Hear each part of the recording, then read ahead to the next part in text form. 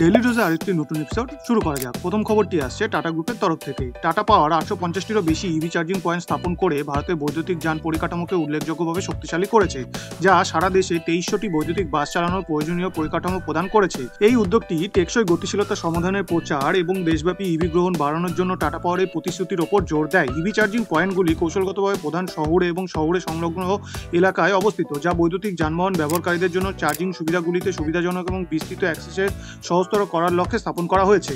Tata পাওয়ারের charging স্টেশনগুলি বিস্তৃত network, ভ্রমণ দূরত্ব উদ্বেগ দূর করতে এবং ইভি ব্যবহারকারীদের মধ্যে আস্থা বাড়াতে গুরুত্বপূর্ণ ভূমিকা পালন করছে। ইভি চার্জিং পরিকাঠামো প্রসারিত করার পাশাপাশি টাটা পাওয়ার ভারতের বিভিন্ন শহরে 2300টি বৈদ্যুতিক বাস স্থাপনে সহায়ক ভূমিকা পালন করছে। এই ই বাসগুলি শহরে বায়ু দূষণ এবং কার্বন নিঃসরণ কমাতে অবদান রাখছে, যা ক্লিনার এবং সবুজ পরিবহন বিকল্পগুলিকে প্রচার করার ভারতের লক্ষ্যগুলির সাথে সামঞ্জস্যপূর্ণ। পরবর্তী খবরটি আসছে দিল্লি পৌরসভার তরফ থেকে। দিল্লি মিউনিসিপ্যাল কর্পোরেশন গ্রাম উন্নয়ন উদ্যোগের অধীনে বেশ কয়েকটি প্রকল্পের কাজ ত্বরান্বিত করছে, যার লক্ষ্য শহরের গ্রামীণ এলাকায় অবকাঠামো উন্নত করা। উদ্যোগটি এই অঞ্চলে মৌলিক সুযোগ সুবিধা বৃদ্ধি এবং দীর্ঘস্থায়ী অবকাঠামোগত ঘাটতি পূরণের উপর দৃষ্টি নিবদ্ধ করছে। মূল প্রকল্পগুলির মধ্যে রয়েছে নতুন রাস্তা নির্মাণ, পয় নিষ্কাশন ব্যবস্থা এবং জল সরবরাহ নেটওয়ার্ক। কমিউনিটি সেন্টার আপগ্রেড করা এবং বিনোদনমূলক সুবিধা উন্নয়নও এই উদ্যোগের অংশ। গ্রামীণ বাসিন্দাদের মঙ্গলের জন্য তাদের গুরুত্ব স্বীকার করে এই প্রকল্পগুলির সময়মতো সমাপ্তি নিশ্চিত করার জন্য নাগরিক সংস্থা ফাস্ট ট্র্যাকের ভিত্তিতে কাজ করছে। গ্রাম উন্নয়ন উদ্যোগ হল দিল্লির গ্রামীণ এলাকায় চাপের চাহিদার একটি প্রতিক্রিয়া, যেখানে পরিকাঠামো প্রায়শই শহরের উন্নয়ন থেকে পিছিয়ে থাকে। এই প্রকল্পগুলিকে অগ্রাধিকার দিয়ে নাগরিক সংস্থার লক্ষ্য শহর জুড়ে ন্যায়সঙ্গত উন্নয়ন প্রদান করা। পরবর্তী খবরটি আসছে পিএলআই স্কিমের তরফ থেকে। ইকরার মতে পুনর্নবীকরণযোগ্য শক্তি সেক্টরের জন্য প্রোডাকশন লিঙ্ক ইনসেন্টিভ প্রকল্পটি আগামী 4 বছরে 3.4 ট্রিলিয়ন টাকার বিনিয়োগ আকর্ষণ করবে বলে আশা করা হচ্ছে। এই প্রকল্পের লক্ষ্য বেসরকারি খাতের মূলধন ব্যয় বাড়ানো এবং ভারতের পুনর্নবীকরণযোগ্য শক্তি পরিকাঠামো উন্নয়নকে ত্বরান্বিত করা। পিএলআই স্কিমের অধীনে solar PV module, battery storage এবং অন্যান্য পুনর্নবীকরণযোগ্য শক্তি উপাদানগুলির যোগ্য নির্মাতাদের তাদের ক্রমবর্ধমান বিক্রয়ের ভিত্তিতে প্রণোদনা প্রদান করা হবে। এই উদ্যোগটি উৎপাদন সুবিধাগুলিতে উল্লেখযোগ্য বিনিয়োগ চালাবে এবং দেশের পুনর্নবীকরণযোগ্য শক্তির লক্ষ্যগুলিতে অবদান রাখবে বলে আশা করা হচ্ছে। ইকরা হাইলাইট করে যে পিএলআই স্কিমটি নবায়নযোগ্য শক্তি সেক্টরে ভারতের উৎপাদন ক্ষমতাকে উল্লেখযোগ্যভাবে বৃদ্ধি করতে পারে, যা আমদানির উপর নির্ভরতা হ্রাস করতে এবং দেশীয় উৎপাদনকে উৎসাহিত করতে পারে। স্কিমটির বাস্তবায়ন সময় উপযোগী, যা এটির পুনর্নবীকরণযোগ্য শক্তির ক্ষমতা প্রসারিত করতে এবং তার জলবায়ুর প্রতিশ্রুতি অর্জনের জন্য ভারতের উচ্চাকাঙ্ক্ষার সাথে সামঞ্জস্যপূর্ণ। পরবর্তী খবরটি আসছে পুনে থেকে।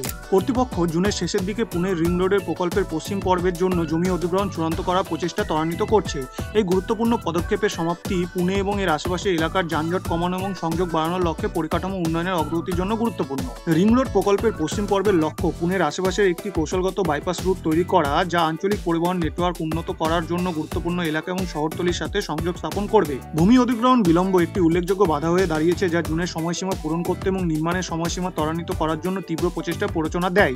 একবার ভূমি অধিগ্রহণ সম্পন্ন হলে প্রকল্পটি পরবর্তী ধাপে অগ্রসর হবে, যার মধ্যে বিস্তারিত নকশা পরিকল্পনা এবং নির্মাণ কাজ শুরু হবে। রিং রোডের পশ্চিম পর্বটি বিদ্যমান রুটের যানজট নিরসনে এবং পুনের প্রসারিত শহরের ল্যান্ডস্কেপে জুড়ে পণ্য ও যাত্রীদের সহজ চলাচলে সহায়তা করার জন্য একটি গুরুত্বপূর্ণ ভূমিকা পালন করবে বলে আশা করা হচ্ছে।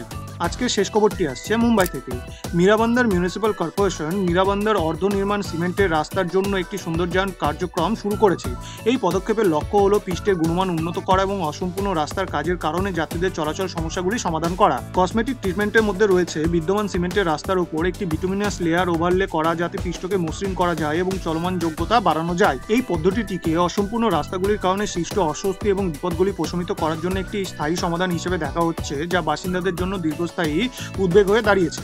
এমবিএমসি কর্মকর্তারা বলেছেন যে ব্যাপক রাস্তার পুনর্গঠন প্রকল্পের অপেক্ষায় জনসাধারণের তাৎক্ষণিক ত্রাণ প্রদানের জন্য সৌন্দর্যায়ন করার সিদ্ধান্ত নেওয়া হয়েছিল। এই উদ্যোগটি শহরে বেশ কয়েকটি প্রধান সড়ককে কভার করবে বলে আশা করা হচ্ছে, যা সর্বোচ্চ ট্রাফিক এবং বাসিন্দাদের কাছ থেকে সবচেয়ে বেশি অভিযোগ রয়েছে এমন এলাকাকে অগ্রাধিকার দেবে। আজকের ভিডিওটি এই পর্যন্তই। আরও আকর্ষণীয় পরিকাঠামোগত খবরের জন্য লাইক, শেয়ার এবং সাবস্ক্রাইব বোতামটিতে টিপতে ভুলবেন না। শুভমস্তু।